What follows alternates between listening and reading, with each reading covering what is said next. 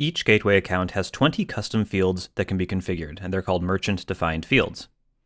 You can find them on this page, and there's all 20 of them, and they just have a generic name to begin with, no values, and some actions you can take. So let's make one. Merchant-defined field 1, I'm going to hit this gear icon to configure it. And then I simply have a name, and then what type of field I want it to be.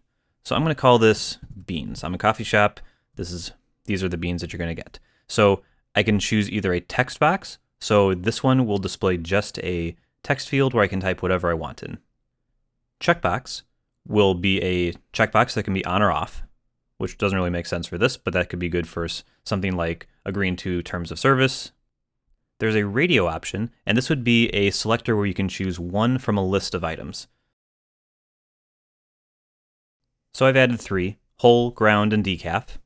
So in this case, when you get to the beans question, you could choose one of these 3. Alternatively, there's a select, and that will give you a drop-down where you can choose which one of these as well. I'm going to do a drop-down. So I'm going to save the field, and you can see the name is saved here. I can hit the magnifying glass to view it. It basically just shows you the options, what it'll look like.